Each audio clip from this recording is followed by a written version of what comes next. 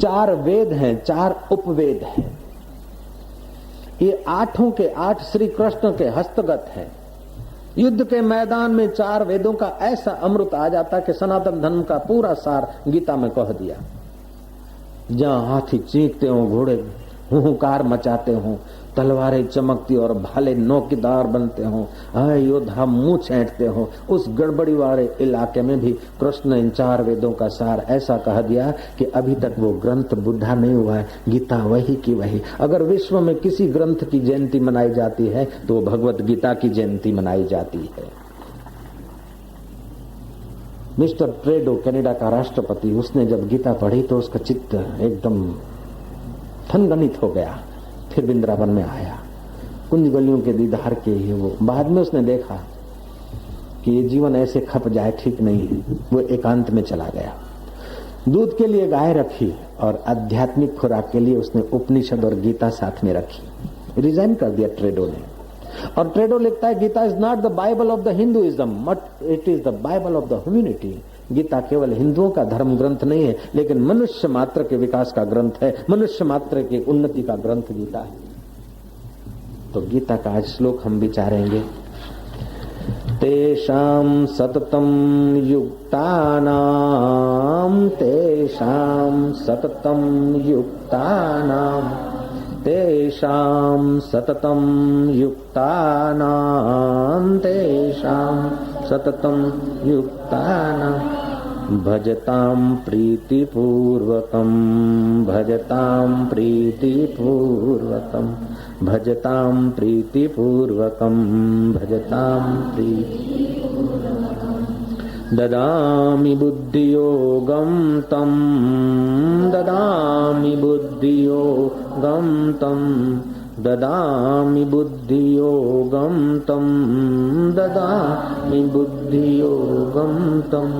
येन मामुपयान्ति ते, येन मामुपयान्ति ते, येन मामुपयान्ति ते, येन मामुपयान्ति ते। भगवान कहते हैं, गीता के 10वें अध्याय का ये 10वां श्लोक है, उन नित्य निरंतर मेरे में लगे हुए और प्रेम पूर्वक मेरा भजन करने वाले भक्तों को मैं वह बुद्धि योग देता हूँ जिससे उनको मेरी प्राप्ति हो जाती है। भगवान को प्रेम से भजने का मतलब यह है कि तुम जो भी काम करते हो, प्रारंभ करते हो, तो हाथों के द्वारा जो काम करोगे, आंखों के द्वारा जो देखने का काम करोगे, कानों के द्वारा जो सुनने का काम करोगे, जिह्वा के द्वारा जो बोलने का काम करोगे, त्वचा के द्वारा जो स्पर्श करने का काम करोगे, उस काम करने में दुनिया भर का दृश्य देखने के लिए आंखें हैं। आंखों के द्वारा जगत दिखता है, कानों के द्वारा जगत सुनाई पड़ता है। तो जगत की ज्योति आंख है और शब्द की ज्योति कान है, स्वाद की ज्योति जीभ है और सुगंध दुर्गंध की ज्योति नासिका है। और महाराज स्पर्श की कोमल कठोर अथवा ठंडा गरम स्पर्श की ज्योति तुम्हारी त्वचा है। भगवान कहते हैं ज्योतिषाम अपि तद ज्योति ही, ये जो तुम्हारे को जगत में सूरज चंद्रमा और अग्नि आदि ज्योत दिखते हैं, उन ज्योत को देखने के लिए नेत्र की ज्योत है और नेत्र आदि की देखने के लिए तुम्हारी मन की ज्योत है, मन की ज्योत को देखने के लिए बुद्धि की ज्योत है और बुद्धि को देखने के लिए उस चैतन्य की ज्योत है। तो तुम जो कुछ देखो सुनो तो समझना कि वो जो ज्योतियों का ज्योति है वो मेरा परमात्मा, मेरा आत्मा वही मेरा है।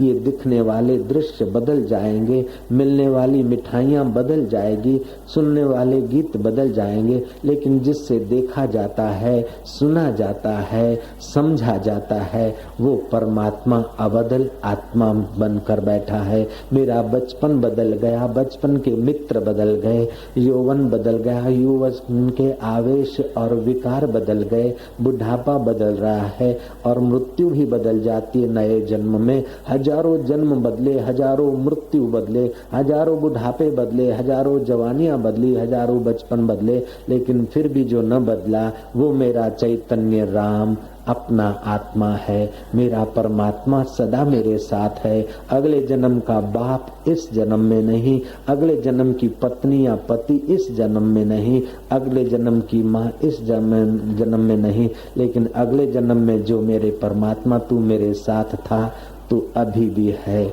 आद सत जुगात सत है भी सत, नानक हो से भी सत, वह सत स्वरूप मेरा परमात्मा मेरे हृदय में है। ऐसा सोचकर सुबह अगर बिस्तर का त्याग करते हो तो आप भगवान को प्रीति पूर्वक भजने वालों में से होने लगते हो। काम करने के बाद 1 घंटे 2 घंटे के बाद जो समय मिले, 1 आध मिनट हाथ पैर से काम हुआ, आंखों से देखना सुनना ये सब हुआ, लेकिन जिसकी सत्ता से हुआ उसी को अर्पण कर दो कि तुम्हारी गत मत तुम ही जानी, नानक दास सदा कुर्बानी। मैं चतुर काय का, अगर मैं चतुर होता तो तेरी मुलाकात कर लेता, मैं तो मूढ़ था फिर भी तेरी रहमत ने मुझे तेरी प्रीति का एक किरण दे दिया है। भगवान अमृत स्वरूप है। अमृत का एक बिंदु चखो या पूरा सागर, एक बिंदु भी जाए तो आदमी अमर हो जाता है। दूध के एक बिंदु और एक गिलास में फर्क है, एक बिंदु में जो एनर्जी एक गिलास में ज्यादा है, लेकिन अमृत में तो जो एक बूंद में जो काम होता है वही एक सरोवर में है। ऐसे ही भगवान अमृत का भी अमृत है, मधुर का भी मधुर है, पावन का भी पावन है। उस भगवान को तुम जो कुछ काम करो उसके पहले थोड़ा प्यार कर लिया करो, और काम पूरा हो जाए तो अपने को कर्ता मानकर सिर पर क्यों बोझा लादना। कर्ण करावन हार स्वामी, सकल घटा के अंतर्यामी। हे प्रभु तेरी सत्ता से हुआ, केवल ऐसी शुरुआत कर लो, तुम्हारे हृदय में प्रेम पैदा होने लगेगा। कबीर ने कहा, प्रेम न खेतों उपजे, प्रेम न हाट बिकाए, राजा चहो प्रजा चहो, शीश दिए ले जाए। शीश ये तुम्हारा बाहर का नहीं, अहम का, जिसको ग्रंथ साहब ने कहा होमी रोग। होमी रोग मिटाने के लिए तुम्हें ईश्वर को प्यार करना नित्यांत आवश्यक है। अगर तुम परमात्मा को प्यार करते हो तो तुम्हारा देखना सुनना बोलना चलना ये धीरे धीरे सब बंदगी होने लगता है, और परमात्मा को प्यार छोड़कर तुम्हारा देखना बोलना सब धीरे धीरे जंजाल पैदा कर लेता है। धन को प्यार करो वो एकांगी है, और धन मिलने पर आदमी को या तो टेंशन होता है इनकम टैक्स आदि का, अथवा तो धन किसको दे जाऊंगा ये चिंता होती है, और धन से उबान भी होती है। लेकिन भगवान के प्रेम से कभी उबान नहीं होती। काम विकार का सुख भोगो घड़ी भर के लिए, बाद में उबान होती है, लेकिन राम का सुख भोगो तो उबान नहीं होगी। जैसे सरोवर में तुम तले में ज्यादा देर नहीं ठहर सकते हो, सरोवर के ऊपर तुम घंटों भर सीधे चित्ते सो सकते हो आराम से, घंटों भर आप पानी के ऊपर की सपाटी पर गुजार सकते हो, लेकिन नीचे नहीं। ऐसे काम में क्रोध में तुम ज्यादा देर नहीं ठहर सकते हो। कोई आदमी झगड़ा करते हो ना तो देखना आधा घंटा भी नहीं चलता झगड़ा, 10-5 मिनट चलता, और बचाने वाले कॉम्प्रोमाइज वाले की तरफ आदमी निगाह डालता है, और जो बचाने वाले त्यों जरा जोर दिखाता है, लेकिन अंदर में समझता है। और क्रोध करने के बाद आदमी शिथिल हो जाता है, थक जाता है, उसकी एनर्जी नाश हो जाती है। काम के बाद आदमी की एनर्जी नाश हो जाती है, लेकिन भगवान को प्रेम करने से एनर्जी क्रिएट होती है। तो आपको तो घाटा नहीं। तुम भगवान को मोनथाल धरो, ये सब के बश की बात नहीं है। भगवान को गहने अर्पण करो, ये सब के बश की बात नहीं है। और मैंने तो आज तक कहीं नहीं सुना कि भगवान गहने के भूखे हैं, भगवान पूरी पकौड़ी के भूखे हैं, भगवान हलवा के भूखे हैं, भगवान इसके भूखे हैं। नहीं, मैंने सुना है जहाँ तक भगवान प्रेम के भूखे हैं, और प्रेम माई भी कर सकती और मावा भी कर सकता है, पाई भी कर सकते और बहन जी भी कर सकती है, पढ़ा आदमी भी कर सकता है, अनपढ़ भी कर सकता है, बुढ़ा भी कर सकता है, जवान भी कर सकता है, धनवान भी कर सकता है, निर्धन भी कर सकता है। तो भगवान बोलते हैं, तेषाम सप्तम युक्तानाम भजताम प्रीति पूर्वकम, जो मुझे प्रीति पूर्वक भजते हैं। भजन तो हम करते हैं, लेकिन निगाह हमारी भगवान के प्रेम में है कि भगवान के नाम से हमारे को जरा ऐसा है। हम सेवा पूजा तो करते हैं,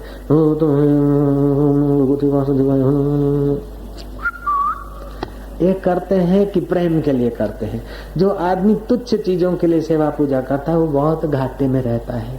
जैसे चक्रवर्ती सम्राट से कोई दुआनी मांगे अथवा दुआनी लेके भाग जाए, चक्रवर्ती सम्राट तुम्हें सेवा दे रहा है और तुम दुआने उठा के भाग जाते हो, अरे वो बहुत कुछ दे सकता था। ऐसे ही तुम जो भी कुछ करो भगवान की प्रीति प्राप्त करने के लिए करो। जब रोने तभी ऐसा ही रो के अभी तक तेरे लिए भक्ति नहीं होती थी, तेरे लिए प्रेम नहीं आता है प्रभु, ऐसा करके रो तो तुम्हारा रोना सार्थक हो जाता है। मैं एक बात पूछूं, तुम बताओगे ना? भगवान करे किसी के घर कुछ न हो, लेकिन होता है कोई राम राम सत होते जाते हैं। ऐसा कोई घर नहीं मिलेगा जिस घर से जिस कुल से कोई गया ना हो। जय राम जी की। तो जब आदमी चला जाता है ना, समझ गए ना, आखिरी बारात, शादी हो ना हो उसमें संदेह है, लेकिन आखिरी बारात निकले ना निकले इसमें कोई डाउट नहीं, निकलती ही है। चाहे साधु बन जाओ, चाहे पंजाबी बन जाओ, चाहे पारसी बन जाओ, कुछ भी बन जाओ, लेकिन आखिरी बारात तो निकलती है। बेटा पैदा होता है ना तो माँ दिखाती, बाप दिखाता है कि इसका जरा देखो ग्रह कैसे है, लड़का पढ़ेगा कि नहीं पढ़ेगा, देश रहेगा कि परदेश जाएगा, अपना भारत में रहेगा कि परदेश जाएगा, माँ बाप की सेवा करेगा कि नहीं करेगा, सेवक पुत्र है कि वैरी पुत्र है, लेनेदार पुत्र है कि उदासी पुत्र है, 4 प्रकार के पुत्र में कौन सा पुत्र है, ये तुम पूछ सकते हो। पढ़ेगा नहीं पढ़ेगा ये पूछ सकते हो, लेकिन मरेगा नहीं मरेगा ये आज तक कोई नहीं पूछता है। मरेगा कि नहीं मरेगा ये आज तक कोई नहीं पूछता, ये बिल्कुल पक्का है। बाकी सब कच्चा, बाकी सब में फेरफार हो सकता है, लेकिन इसमें फेरफार नहीं हो सकता, पक्का है। जब मरना पक्का है तो फिर मरने के पहले अपने अहम को भगवान में डुबा दो तो महाराज मरना तुम्हारा अमरता के द्वार खोल देगा। मरो मरो सबको कहे, मरना न जाने कोई, एक बार ऐसा मरो कि फिर मरना ना होई, सियावर रामचंद्र की। तो सुबह अपने मैं को मारो, काम किया, सफलता हुई, वाह वाह हुई। लोग मान देने वाले लोगों की उदारता से हम बड़े नहीं अपने को माने। कोई आपकी निंदा करता है तो उसको शुद्ध तुच्छ मत मानो, और कोई प्रशंसा करता है तो उसको बड़ा जरूर मानो, लेकिन उसकी प्रशंसा या उदारता अपना गुण नहीं समझना चाहिए। किसी की बेवकूफी अपनी विद्वता नहीं समझनी चाहिए, किसी की निर्धनता अपना धनाढ्यपना नहीं समझना चाहिए, किसी की दुर्बलता अपना बल नहीं समझना चाहिए। अपना तो परमात्मा है और परमात्मा हमारे हैं, हम परमात्मा के हैं, ऐसा समझकर जो नित्य भगवान को खुश रखता है, अंतर्यामी परमात्मा को, वो युद्ध के मैदान में भी भगवान की बंदगी कर सकता है। तो संसार में सूरत में कर ले तो क्या आश्चर्य। भजताम प्रीति पूर्वकम, तुम केवल उसको थोड़ा प्यार कर लो बस। और जो ईश्वर को प्रेम नहीं करता ना, मैं आपसे पूछूं एक बात कि किसी के घर राम बोलो भाई राम हो गया हो और लोग रोते हों और रोकर लोग चुप हुए हों और आप पहुंच गए, आप उनसे पूछो क्यों मजा आया, कैसा रहा, मजा आया ना, ऐसा पूछो तो क्या करेंगे वो? या तो धोकना उठाएंगे या डंडा उठाएंगे, डंडा नहीं उठाएंगे तो आंखों से दिखा देंगे कि तो तुम क्या कह रहे हो। लेकिन कोई कीर्तन करते करते, ध्यान करते करते जब शिविर लगेगी नहीं तो कई लोग ध्यान में रोएंगे, कई लोग मीरा की नाई मस्त हो जाएंगे, तो कई लोग ध्यान मग्न हो जाते हैं और खूब रोते हैं। सत्संग सुनते सुनते कई लोग रोते हैं, वहां वातावरण ऐसा होता है शांत। तो महाराज उन रोने के बाद, जो सत्संग के बाद रोते हैं, सत्संग सुनते सुनते ध्यान करते करते लोग खूब रोते हैं, और उनके बाद कोई आके पूछता कि आज कैसा रहा, अरे कि आज तो बहुत मजा आया, रोकर उठे हो, पूछे क्या हाल है, बोले बहुत मजा है। अरे भगवान के लिए रोने में भी मजा आता है और संसार के लिए तो भाई हंसने में भी कभी गड़बड़ी हो जाती है। नारायण नारायण नारायण, रोना जो चाहे तो रो रघुनाथ के आगे, नाचना जो चाहे तो नाच रघुनाथ के आगे, गाया जो चाहे तो राम गुण गाइए, आया जो चाहिए तो राम शरण आइए। तुलसीदास जी मंदिर में गए, बांके बिहारी के मंदिर में। तुलसीदास ज्ञानी थे, हाँ भैया, कि बाबा जी तुलसीदास ज्ञानी थे कि हाँ हाँ, और तुलसीदास भक्त थे कि हाँ भैया।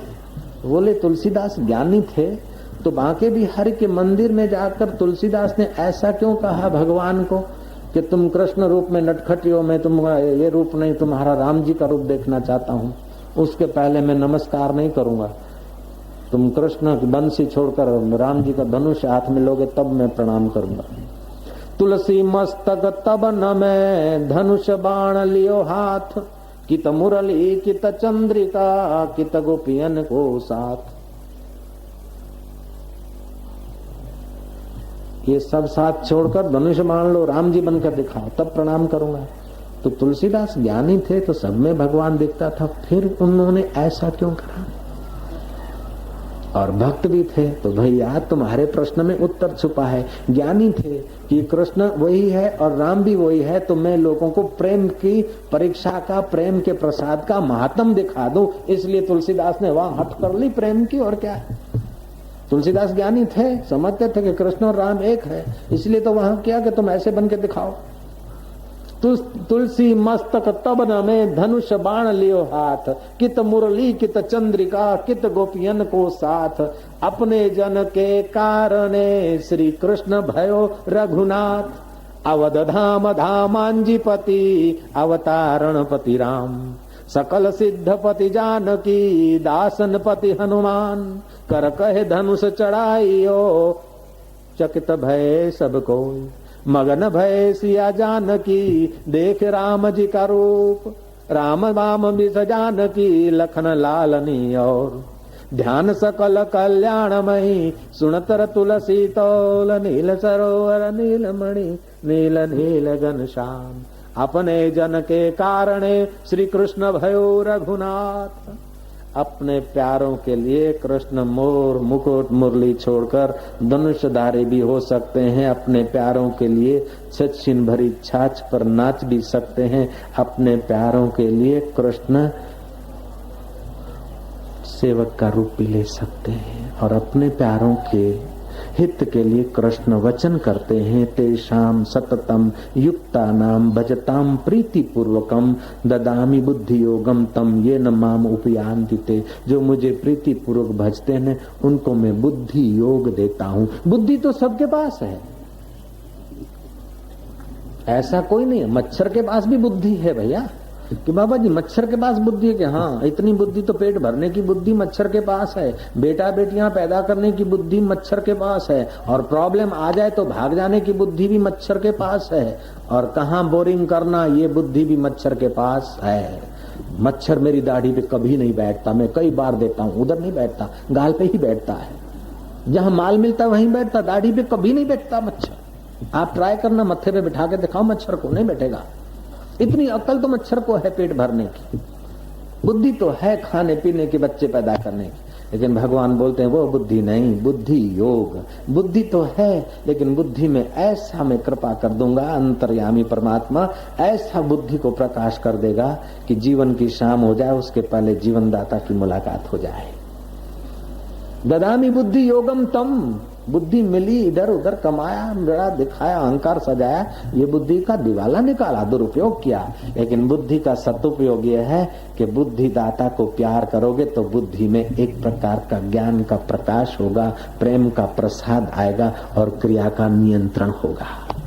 क्रिया का नियंत्रण, प्रेम का प्रसाद और ज्ञान का प्रकाश, ये तीन अगर मिल जाए, और ये तीन मिलने के लिए भगवान केवल एक ही बात चाहते हैं, भजताम प्रीति पूर्वकम। तुम नन्हे मुन्ने को निलाओ खिलाओ, लेकिन मेरा बेटो है, बड़ो होगा, डॉक्टर होगा, लोगों को चीर चीर के शोषण करके महल बनाएगा और मैं मजा लूंगी टुन टुन बनकर। ऐसी इच्छा से बच्चे को मत पालो पुरुष। बच्चा है मेरा ठाकुर जी, मेरा कन्हैया बालक होकर आया, बेटे को खिलाओ लेकिन मेरा बेटा है नहीं, मेरा कन्हैया है। प्रीति हो जाएगी। किसी को देते हो गरीब है, बेचारा गरीब है, ले नहीं, ये ठाकुर जी ने मेरे को मौका दिया है मेरा धन्य वस्तु को सार्थक करने के लिए। वो भिखारी के द्वारा, भिखारी को प्रेरित करके खुद आया, ले भैया मेरे ठाकुर जी। वो चाहे भिखारी भिखारी हो या सुल्फेबाज हो, लेकिन तुम्हारी दृष्टि, तुम्हारा प्रीति बढ़ती।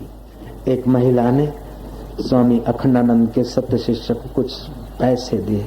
उस शिष्य ने बोला कि माता जी मेरे को जरूरत नहीं है, मेरे पास बहुत सारे पैसे पड़े हैं, गुरुजी ने भी दिए हैं और बहुत सारे पैसे हैं, कहीं भी जाता हूँ तो कार में गुरुजी के साथ जाता हूँ, खर्च नहीं।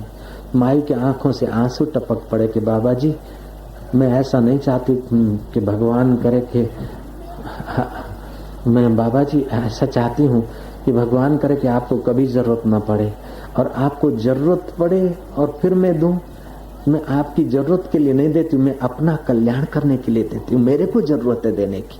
भगवान को मक्खन मिश्री की या सेवा की जरूरत नहीं है, हम लोगों को जरूरत है सेवा की।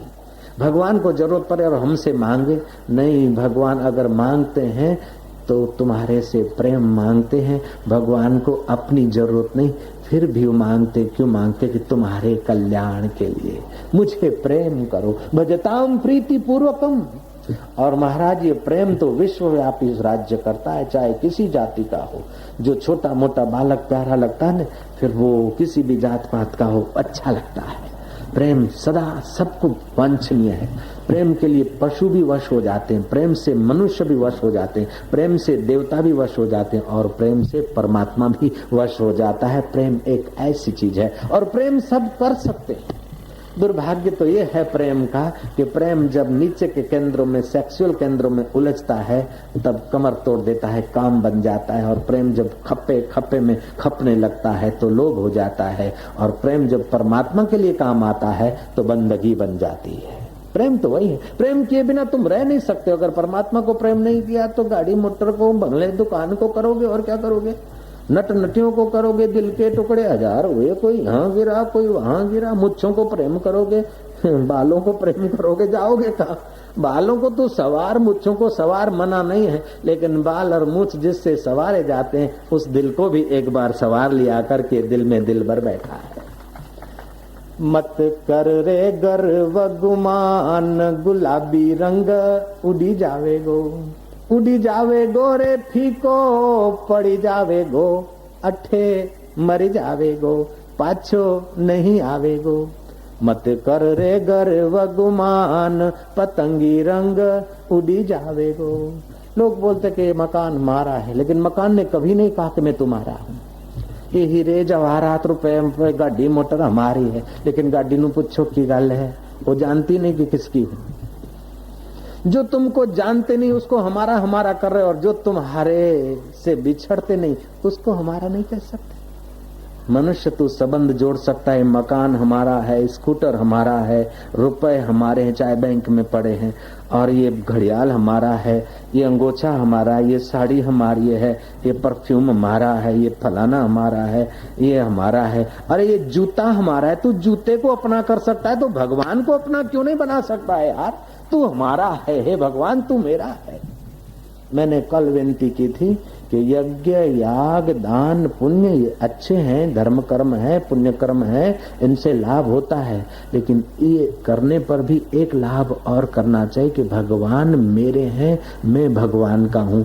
तो यज्ञ याग ये सब बहिरंग साधन है, लेकिन मैं भगवान का हूँ, भगवान मेरे हैं, ये अंदर में भावना रहती है, अंतरंग साधन है। इसलिए यज्ञ याग में 4 चांद लग जाते हैं, दान पुण्य में 4 चांद लग जाते हैं। ये गरीब है बेचारा और मैं संसारी हूँ, दान करूं तो दान का 1 से 10 गुना फल होगा, लेकिन ये भगवान मेरे द्वार पर आए हैं और वस्तु भगवान की है और भगवान की कृपा से दी जा रही है, ऐसा विचार करके जब दोगे न तो तुम्हारा व्यवहार प्रीति पूर्वक हो जाएगा और उसमें अनंत गुना फल लग जाएगा, क्योंकि तुम अनंत को निमित्त करके दे रहे हो ना।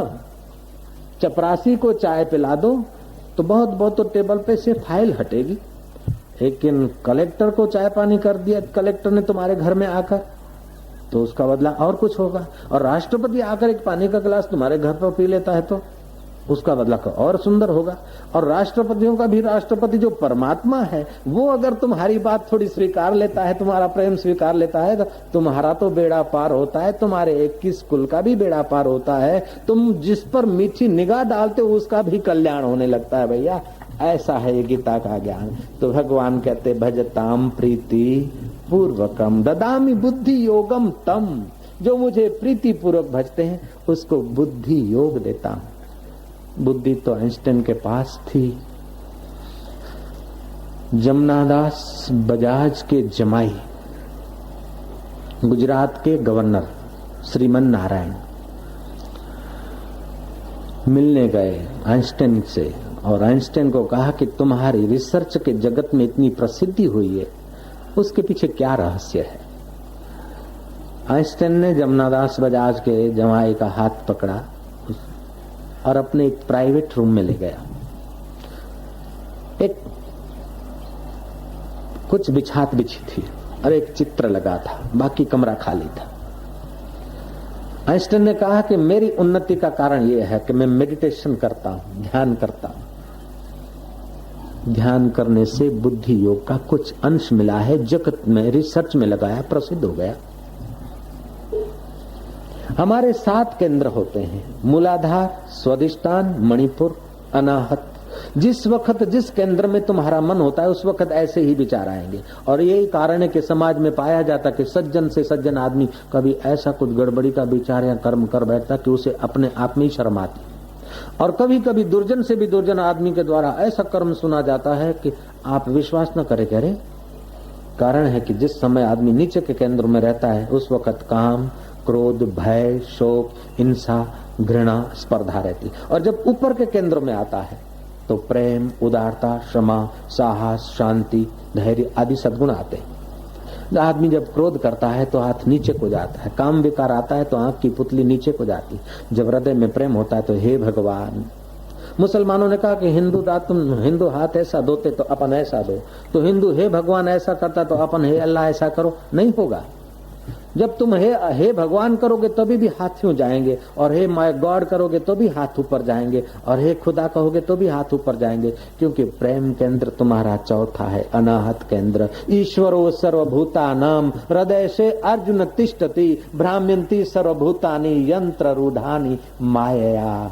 परमात्मा सबके हृदय में है, लेकिन ये माइक पदार्थ नश्वर चीजों के पास पीछे आदमी इतना पागल हो गया कि वो अपने प्रेम स्वरूप परमात्मा के प्रसाद से वंचित हो जाता है।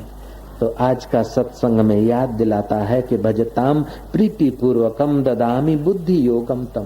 बोले महाराज जी हमको भगवान के लिए प्रेम होता नहीं ना। आप जरा 200 की नोट दिखा दो, 500 की नोट दिखा दो, अथवा तो कोई रिद्धि सिद्धि दिखा दो तो हम खुश हो जाते हैं, लेकिन भगवान की बात में मजा नहीं आता। ठीक, ध्यान से सुनना। कभी कभी मुंह में सूखा रोग होता है, उसकी कोई दूसरी दवाई नहीं होती आयुर्वेदिक पद्धति से। सूखे रोग की दवाई है कि मिश्री के टुकड़े चूसने को वैद्यराज कह दे। उस समय मिश्री मीठी नहीं लगेगी। मिश्री मीठी नहीं लगे फिर भी चूसना चालू कर दे तो मिश्री चूसते चूसते और सूखा रोग मिटता जाएगा और मिश्री मीठी लगती जाएगी। ऐसे ही भगवान में प्रेम नहीं होता, फिर भी भगवान का नाम लिए जा हृदय का सूखापन मिटता जाएगा और अंदर का प्रसाद जगता जाएगा।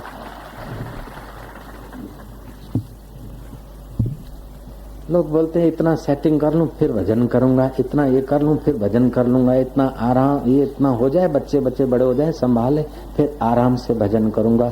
उन लोगों के लिए मैं पुरानी घटना सुनाता हूं कि अंग्रेज जमाने में कोई तहसीलदार राउंड पर निकला था और जैसा सरकारी अफसर ऐसा सरकारी घोड़ा था। जरा बात में गुस्से हो जाए, उछले कूदे, भड़कीलो घोड़े को प्यास लगी। वो पहले के जमाने में वो अरट चलते थे पानी के खेतों में, खटखट खटखट। तो तहसीलदार पानी पिलाने गया घोड़े को, अंग्रेज तहसीलदार। तो खटखट सुनकर जैसे वो साहब छोटी छोटी बात में भड़क जाते थे अंग्रेज, ऐसे वो घोड़ा भी भड़का। तो तहसीलदार बोलता कि है इंडियन किसान है खेडो, तुम्हारा खटखट क्लोज होना, बंद होना। वो बेचारा किसान ने खटखट बंद कर दी तो पानी आना बंद हो गया। वो बोलता हो I want water, I want पानी, हम पानी चाहता, पानी आना, खटखट बंद होना। वो बोले बड़े साहब अगर घोड़े को पानी पिलाना है ना तो पहले खटखट होगी, बाद में पानी निकलेगा। तो चालू खटखट में अपने घोड़े को पुचकार के फुसला के प्यार करते करते चालू खटखट में अपना काम बना लो भैया। अब खटखट बंद होगी और बाद में तुम पानी पिलाओगे, ये संभव नहीं। ऐसे आशाराम ये आशा करता है कि हमारे साधक, हमारे भाई, अब तो वैकुंठ भर गया। जय राम जी की। कृष्ण कन्हैया पाछड़ बैठा એટલે શું રામ જય બોલવામાં પાછળ રહેવાનું। એક તો મોડા આવે બીજા પાછા મૌન મફતમાં કથા સાંભળવી છે। કૃષ્ણ કન્હૈયા हरि हरि बोल।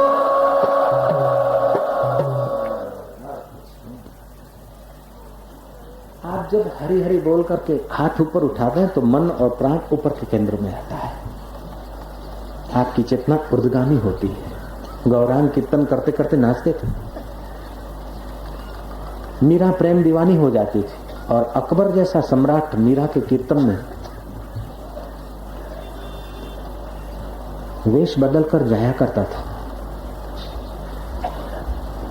बड़े बड़े राजे महाराजाओं को भी इस प्रेम की बूंद की जरूरत है। तुम्हें दुनिया भर का बाहर का सुख सुविधा मिल जाए और अंदर का प्रेम प्रसाद नहीं है ना, तो तुम्हारे दिल में मजा नहीं आएगा। फिर दारू की जरूरत पड़ेगी और दारू के बाद उसकी जरूरत पड़ेगी, उसकी पड़ेगी। कुल मिला के भी तुम्हारी प्यास पूरी नहीं होती। दुनिया की सब चीजें पूछो, अमेरिका से कहां से घूम घुमा के आए और कितना घूमते रहते, कई बार जाते विश्व के कई देशों में, फिर इधर क्यों आना पड़ा कि साईं प्रेम की जरा प्याली खपे। जयराम जी। तो भैया ये प्रेम परमात्मा ऐसा है कि इसकी सबको आवश्यकता है। धनी को, निर्धन को, लेडी को, लेडे को, माई को, भाई को।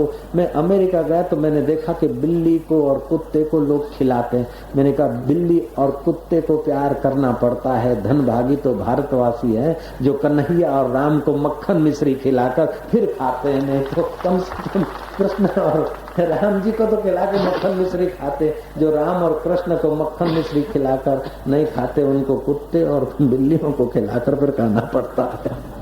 जो राम को प्यार नहीं करते वो बिल्ली को प्यार करना ही पड़ता है, कुत्ते को प्यार करना ही पड़ता है। कुत्तों को, बिल्ली को प्यार तो करो, लेकिन उस प्यारे को जब प्यार करोगे तो प्यार में पवित्रता आ जाएगी। नहीं तो कुत्ता खुशामद करेगा, तब खिलाओगे और कुत्ता जरा अनफिट हुआ तो गोली मार देते लोग। वो प्रेम नहीं, वो स्वार्थ है। नारायण नारायण नारायण नारायण। भगवान कहते कि तुम्हारे व्यवहार में थोड़ी धीरज, थोड़ी समझ मिला दो। समझ क्या कि ये मिल गया फिर क्या, ये खा लिया फिर क्या, ये घूम लिया फिर क्या। कह रहा है आसमां ये समा भी कुछ नहीं, रो रही है शबनमें ये निजारे कुछ नहीं।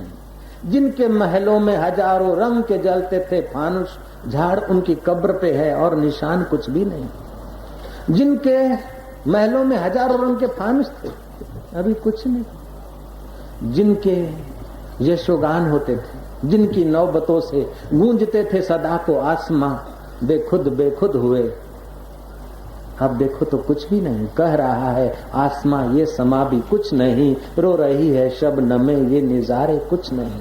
ए गाफिल न समझा था, मिला था तन रतन तुझको, मिलाया खाक में तूने, ऐ सजन क्या कहूँ तुझको। अपनी वजूदी हस्ती में तू इतना भूल मस्ताने, करना था किया वो न लगी उल्टी लगन तुझको। ये मेरा है, ये मेरा है, ये मेरा है।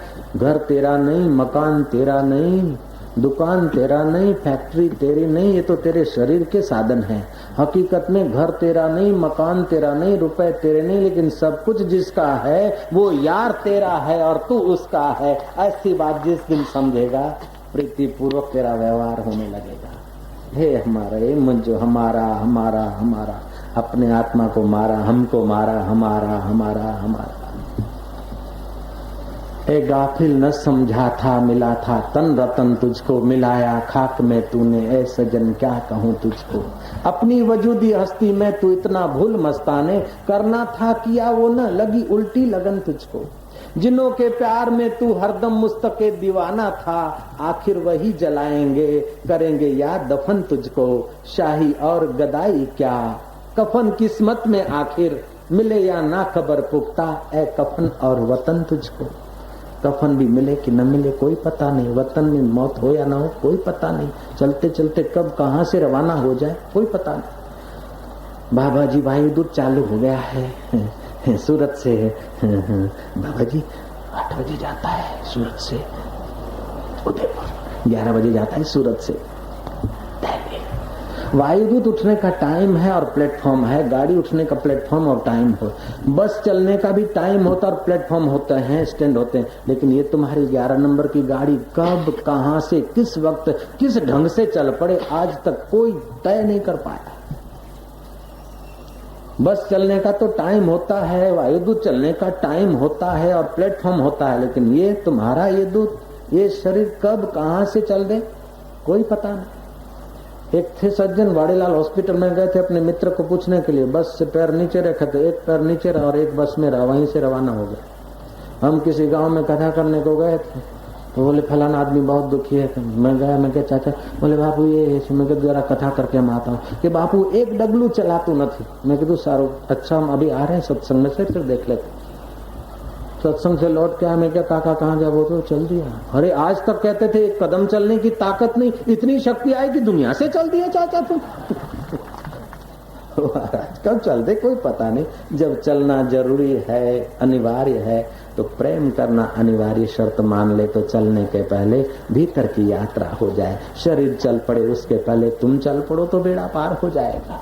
शरीर तो कई बार चलते रहेंगे, मरते रहेंगे, लेकिन तुम अगर एक बार चल लो तो फिर अचल में पहुंच जाओगे।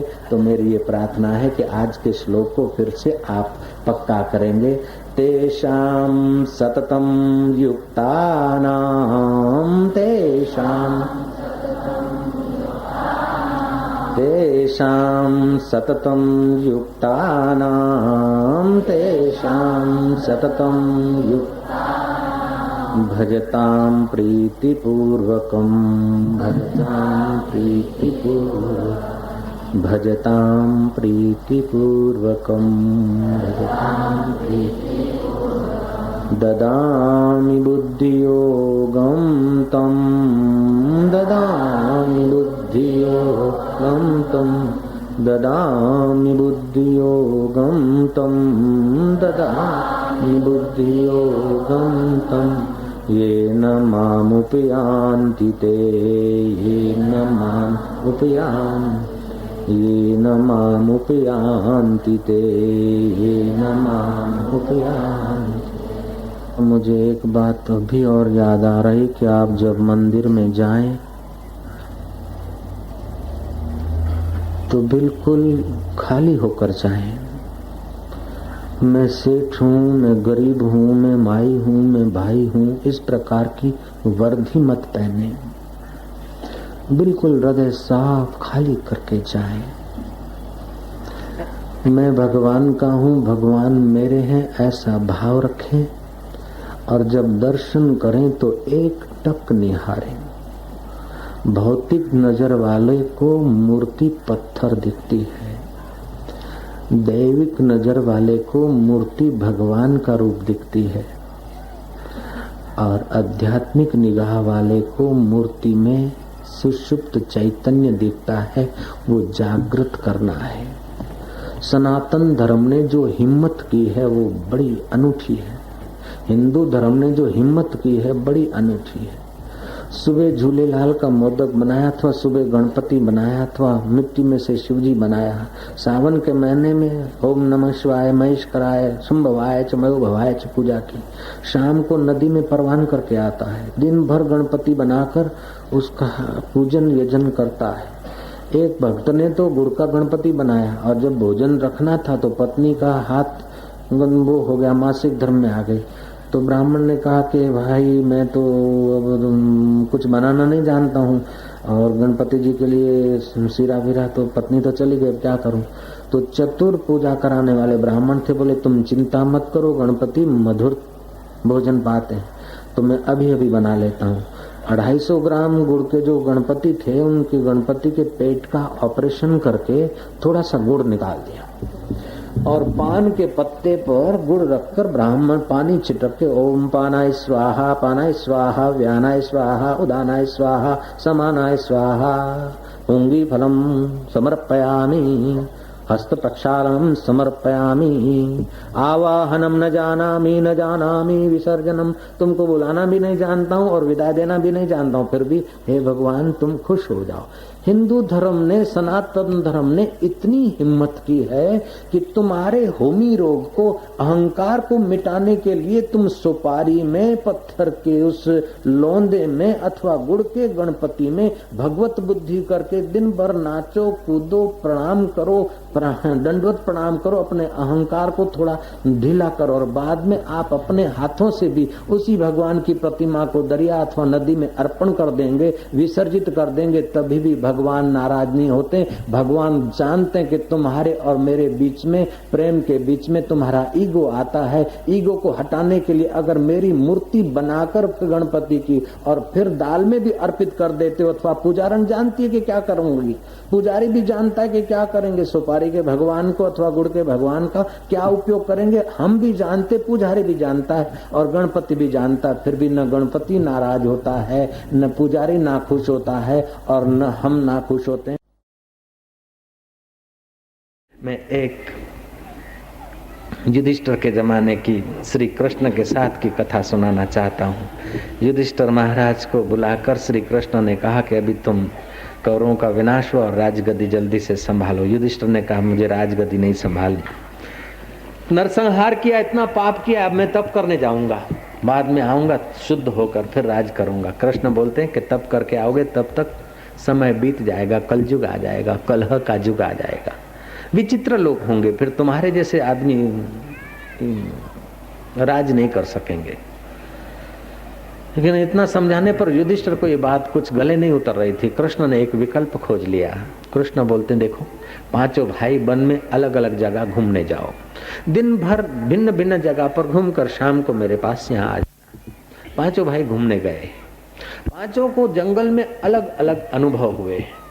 युधिष्ठिर देखते हैं कि हाथी है, लेकिन हाथी के 2 सूंड हैं, 2 दांत तो होते हैं लेकिन 2 सूंड वाला हाथी, आश्चर्य। भीम देखता है कि गाय ने बछड़ा तो दिया है, लेकिन बछड़े को तो ऐसा चाट चूट के बछड़े को इतना नोच रहे हैं कि बछड़ा लोहलुहान हो रहा है। अर्जुन ने देखा कि वो एक पक्षी है, उसके पंखों पर वेद शास्त्र पुराण कुरान धर्म की बातें लिखी, लेकिन मरे हुए जानवर का मांस खा रहा है। उसकी पांखों पे दिल लिखे हैं वो शास्त्रों की बात, वेद पुराण कुरानों की बात, लेकिन खा रहा है मुर्दे का मांस। और चौथे भाई ने देखा कि चहु और कुएं हैं, लेकिन बीच का कुआं खाली पड़ा है। चहु और कुओं में पानी है, बीच के कुएं में पानी नहीं। अगर एक जगह कुआं है तो पानी दूसरी जगह हो तो ना हो, लेकिन ये चहु और कुएं में पानी, बीच का कुआं खाली। ये आश्चर्य। 5वें भाई ने देखा कि एक पहाड़ से चट्टान लुढ़क रही है। वो चट्टान कई पेड़ों से टकराई, पेड़ों के थड़ गिर पड़े, लेकिन चट्टान रुकी नहीं। वह चट्टान दूसरे चट्टानों से टकराई, लेकिन चट्टान दूसरी भूखे हो गई, लेकिन वो चट्टान रुकी नहीं, लुढ़कती लुढ़कती आ रही है। बड़े बड़े थड़ गिर पड़े, बड़ी बड़ी और चट्टानें लुढ़क रही है उसके टकराव से, लेकिन वो चट्टान लुढ़कती आ रही है। देखता है कि लुढ़कती हुई चट्टान एक छोटे से पौधे को छूकर एकदम रुक जाती है। 5वें भाई को आश्चर्य होता है कि जिसको थड़ नहीं रोक सके, दूसरी चट्टानें नहीं रोक सके, वो एक पौधे को छूने से रुक गई। है आश्चर्य है। 5 भाई श्री कृष्ण के चरणों में पहुंचे हैं। युधिष्ठिर ने बताया कि महाराज 2 सूंड वाला हाथी मैंने तो पहली बार देखा। बोले ये कलयुग की निशानी है। कलयुग में राजा और अधिकारी ऐसे होंगे कि दोनों तरफ से खाएंगे, नौकरी से भी खाएंगे, रुश्वत से भी खाएंगे।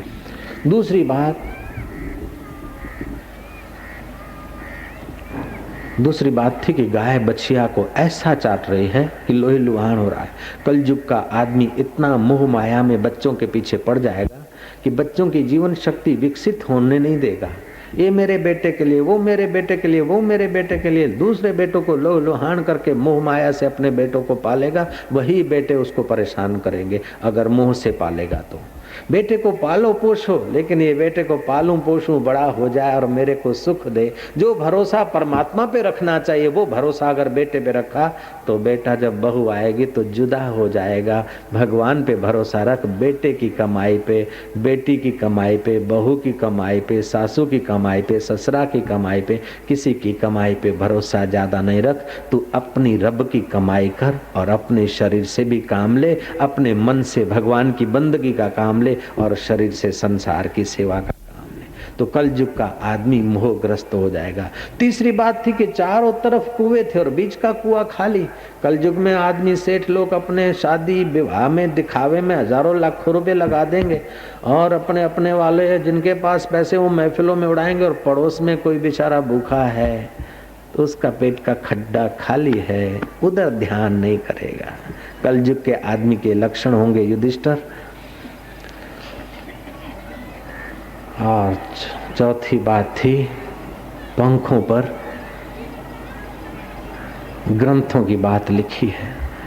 ऐसे ही मुल्ला, मौलवी, पंडित, पुजारी प्राय ऐसे होंगे। बात तो शास्त्रों की होगी, लेकिन श्राद्ध कहाँ हो रहा है, किसकी प्रॉपर्टी हमको मिल जाए, ऐसे विचार वाले होंगे। कोई कोई विरले ब्रह्मज्ञानी संत आएंगे, लेकिन बाद में कलयुग में प्राय ऐसा ज्यादा होगा, कोई महापुरुष कहीं कहीं मिलेंगे। पांचवा आश्चर्य ये था कि वो चट्टान लुढ़क रही है।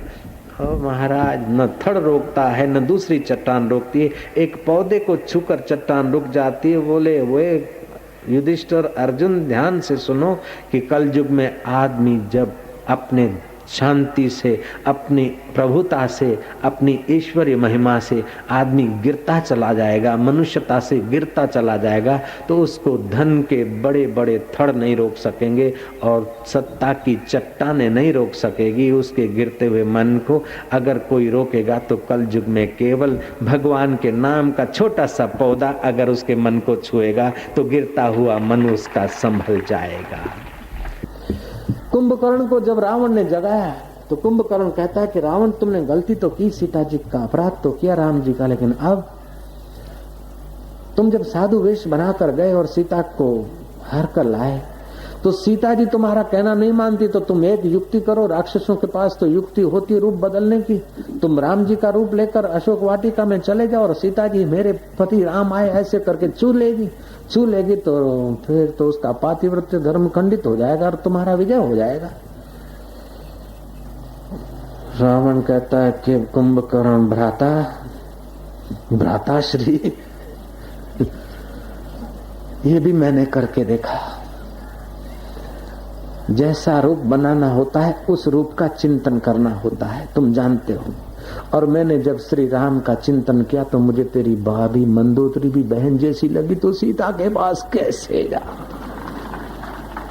राम का चिंतन करने से काम ही रावण का काम भी राम में बदल जाता है। कन्हैया को प्यार करने से जगत की आसक्ति तुम्हारी भगवान की बंदगी में बदल सकती है। हम लोग खुश नसीब हैं कि हमारा भारत में जन्म हुआ है, और उससे भी ज्यादा खुश नसीब हैं कि हमारा सनातन धर्म में जन्म हुआ है, और उससे भी ज्यादा खुश नसीब हैं कि हमारे हृदय में श्रद्धा का दिया थोड़ा बहुत जगमगा रहा है, और उससे भी ज्यादा खुश नसीब हैं कि हमें ठाकुर जी के दर्शन की व्यवस्था मिल रही है, और उससे भी हम ज्यादा खुश नसीब है कि इस ठाकुर जी के दर्शन करते करते दिल के ठाकुर जी तक पहुंचने का सत्संग प्रारंभ में ही मिल रहा है। एक उच्च कोटि के ब्रह्मज्ञानी संत थे, दूर दूर से गांव से लोग जाते थे, समझते थे संत का दर्शन वड भागी पावई। उसमें एक युवान लड़का भी जाता था, उसका नाम था रोहित। लड़का 18 साल का था, अपने पिताजी के साथ जाया करता था। पिताजी स्वर्गवास हो गए, 2-3 साल तक लड़का नहीं आया। गांव के लोगों से बाबा जी ने पूछा कि वो बेटा और बाप आते थे, बोले बाप तो भगवान के पास पहुंच गया और बेटे ने तो नामदान तो लिया, लेकिन बाबा जी वो अभी संसार में पड़ा है, उसकी मंगनी हो गई, शादी हुई होगी शायद। बोले संसार में पड़े ऐसा मैं नहीं चाहता हूँ, संसार में तरे, प्रेम में पड़ो नहीं, प्रेम में तरो।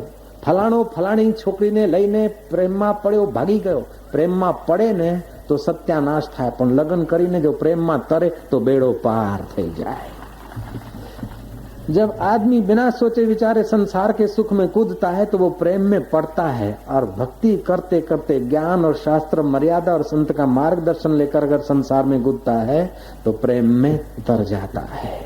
शादी करने की मना नहीं, बच्चों को जन्म देने की मना नहीं, पैसा कमाने की मना नहीं, बंगला बनाने की मना नहीं, लेकिन मुसीबतें बढ़ाने की मना है, जन्म मरण के चक्कर में पिसते रहने की मना है। काम क्रोध लोभ मोह आए और जब आए तुमको परेशान करके चले जाए नहीं, जब तुम्हारे को जरूर पड़े तब उनको बुलाओ, उपयोग करके धर दो, जैसे टेबल पे पेन रख देते और चीज रख देते। ऐसे ही भावों पर आपका अधिकार होना चाहिए, तो भावों पर विकारों पर तुम्हारा अधिकार आए, ऐसा तुम्हें प्यार करने वाला कन्हैया कह रहा है। भजताम प्रीति पूर्वकम, अगर मुझे प्रीति पूर्वक भजोगे तो मैं बुद्धि योग दूंगा, और बुद्धि योग से तुम संसार के कीचड़ में पड़ोगे नहीं, लेकिन प्रेम में तर जाओगे। जैसे श्रीनाथ जी की मूर्ति के आगे वल्लभाचार्य ने प्रेम में तरते तरते कृष्ण को कहा कि दूध पीना ही पड़ेगा, बैठा हूं जब तक तुमने नहीं पिया, बैठे रहे। और कृष्ण श्रीनाथ जी की मूर्ति से प्रकाश पुंज निकला और देखते देखते, लोगों के देखते देखते वो दूध भगवान ने स्वीकार कर लिया। नरो नाम की एक अहिर की लड़की को वो कहे, जब वल्लभाचार्य महान संत का दूध अर्पण भगवान स्वीकार कर लेते तो मुझ गरीब का नहीं स्वीकारेंगे। नरो नाम की लड़की ने भगवान के आगे दूध रखा और उसने भी किया भगवान को प्रेम। प्रेम करते करते करते करते वो तदाकार हो गई और उस नरो के हाथ से भी भगवान ने प्याला लेकर पिया। श्रीनाथ जी की मूर्ति, अभी तो मूर्ति दिखेगी। और उन्हीं दिनों में दामोदर लाल जी नाम का पुजारी पूजा करता था और हंसा नाम की किसी लवरी के लव में पड़ा और श्रीनाथ जी के मुखमंडल का हीरा चुरा के भी रवाना हो गए। भगवान तो वही के वही है, लेकिन तुम्हारा प्रेम है तो पत्थर में से परमात्मा पैदा होंगे और तुम्हारा महाराज कुछ और गड़बड़ है तो मनुष्य में से भी परमात्मा नहीं दिखेगा। नामदेव को तो कुत्ते में भी भगवान ने अपना दर्शन करा दिया, तो भगवान की मूर्ति में तुम भगवान का दर्शन करने को जा रहे हो, कितने सद्भाग्यशाली हो। तो मैं ये बात फिर से कहूंगा कि आप सुबह उठो तो उससे नाता जोड़ देना, काम करने के बाद और पहले 1 आध मिनट के लिए उससे नाता जोड़ देना। और जब रात्रि को सारे कर्म करा के जब सोते हो तो आप बिस्तर पर मत सोना, खटिया पर मत सोना, पलंग में मत सोना, कमरे में मत सोना, सूरत में मत सोना, तुम वैकुंठ में सो। जिसकी बुद्धि कुंठित नहीं वह वैकुंठ, जिसका प्रेम विकारों में कुंठित नहीं वो वैकुंठ। उस वैकुंठ स्वरूप हरि को कहना कि माँ के गोद में जैसे बालक आता है ऐसे हे दीनबंधु मैं तेरे चरणों में आ रहा हूँ, मैं तेरे चरणों में आराम पा रहा हूँ। भगवान के चरणों में रात को नींद करने का भाव करोगे, बुद्धि योग जल्दी मिलेगा। अगर न मिले तो हमें कहना, तो मैं लड़ूंगा उससे। रोहित नाम के लड़के को बाबा जी ने कहलवाया कि जरा कह देना बच्चा शादी तो करो लेकिन इस रास्ते को छोड़ना मत, मेरी याद दे देना। गांव के लोग गए और देखा कि रोहित की उसी दिन शादी, फेरे फिर रहा है, 3 फेरे फिर चुका था। गांव के लोगों ने कहा कि वो गुरु महाराज याद कर दे। लड़का को फेरा फेरी के लिए होते ने पल्ला पल्ली बांधते हैं, 3 फेरे फिरे थे, 7 फिरने थे। पल्ला पल्ली खोलता है और ब्राह्मण को बोलता है कि मैरिज में कैंसिल नहीं करता हूँ लेकिन पोस्टपोन करता हूँ। जिस संत के हृदय में भगवान प्रकट हुए हैं, जिस महापुरुष के हृदय में ब्रह्म स्वरूप ईश्वर प्रकट हुआ है, जिसके दिल में भगवान प्रकट हुए, उसके दिल में मेरी याद, मुझे याद किया उस संत ने। ये शादियां तो कई जन्म में की, अब जो वो शादी कराने वाला परमात्मा के साथ शादी कराने वाले संत के दिल में मेरी याद आई। रुको मैं फिर आकर करता हूँ, बाकी के 4 फेरे फिरूंगा। वो लड़का भागा, चलता गया, दूरी तो थी। रात को किसी धर्मशाला में रुका। सर्दियों के दिन थे, रात को बाथरूम के लिए बाहर निकला तो वैश्या के कोई खिड़की खुली थी, पास में वैश्या ठहरी थी। उसका मुखमंडल देखा, काम विकार सताया। आकर अपने बिस्तर पे सोया, लेकिन बार बार चिंतन बुरा होने लगा। विचार किया कि जाऊं उसके कमरे में। जब कमरे की ओर चल पड़ा तो देखता है कि कमरे के बाहर कोई लंबी लंबी दाढ़ी, बड़ी बड़ी मूंछ और हाथ में भाला लिए खड़ा है, मानो मेरा इंतजार कर रहा है। क्रोध में वो डर कर सो गया पहरेदार को देखकर। दूसरी बार उठा, तीसरी बार उठा, चौथी बार उठा, लेकिन चारों समय देखा कि वैश्या के द्वार पर कोई भाला लेकर ऐसा सिपाही खड़ा है, माना क्रुद्ध है। इतने में सुबह हो गया। बुद्धि का मालिक देव का प्रकाश हुआ। सूर्य नारायण को अर्घ्य देने से, प्रणाम करने से बुद्धि शक्ति का विकास होता है। सूर्य नमस्कार करने से तंदुरुस्ती का भी विकास होता है, बुद्धि का भी विकास होता है। तो सूर्य नारायण के दर्शन किए, बुद्धि का विकास हुआ और वो आदमी चल पड़ा। चलते चलते शाम तक गुरु के द्वार पर पहुंचा और बोला कि गुरु महाराज कल संध्या के समय आपकी याद देने वाले लोगों ने, गुरु महाराज मैं अब क्या कहूँ, गदगद कंठ से बोलता है कि गुरु महाराज मैं शादी के फेरे फिर रहा था, 7 फेरे फिरने थे, 3 फेरा और 4 बाकी रखकर मैं भागता भागता गुरुजी आपके दर्शन को पहुंच गया हूँ। गुरु ने कहा तू जब ऐसा भागता भागता पहुंच गया तो बेटा मैं भी रात को 4 बार समाधि छोड़कर हाथ में भाला लेकर भागता भागता उस वैश्या के द्वार पर खड़ा हो गया कि कहीं मेरा चेला अपवित्र गंदगी में न गिर जाए। बेटा तेरा मुझ में प्रेम है तो मेरा भी उतना ही है, तू बच। लेकिन तुम कार को प्यार करो तो कार भागकर वहां रक्षा नहीं करेगी। बंगले को प्यार करो तो बंगला आकर वहां भाला लेकर नहीं खड़ा होगा। लेकिन कृष्ण को या भगवान के प्यारे संतों को प्यार करते हो तो तुम्हारे लिए लौटता प्रसाद भगवान अंदर प्रकट करते हैं। नारायण नारायण नारायण नारायण। अब प्रभु कृपा करहु एहि भांति, अब प्रभु कृपा करहु एहि भांति। सब तजी भजन करहु दिन राति, सब तजी भजन करहु दिन राति। जय सिया राम जय जय सिया राम जय सिया राम जय जय सिया राम जय सिया राम जय जय सिया राम। अब मोहे भाव भरोस हनुमंता, अब मोहे भाव भरोस हनुमंता। बिना हरि कृपा मिले नहीं संता, बिना जय सिया राम जय जय सिया राम जय सिया राम जय जय सिया राम जय सिया राम जय जय सिया राम जय सिया राम जय जय। एक घड़ी आधी घड़ी, एक घड़ी आधी घड़ी, आधी मैं बुनियाद आधी। तुलसी संगत साधकी, तुलसी संगत हरे कोटि अपराध, हरे कोटि अपराध। जय सिया राम जय जय सिया राम जय सिया राम।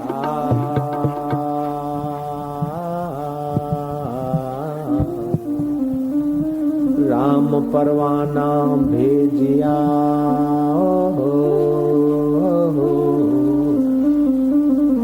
राम परवाना भेजिया, और वाचत कबीरा रोए रोए रोए रोए। राम परवाना भेजिया और वाचत कबीरा रोए। क्या करूं तुम्हारी वैकुंठ को, जहाँ साध संगत नहीं हो। जय सिया राम जय जय सिया राम जय सिया राम जय जय सिया राम जय सिया राम जय जय सिया राम।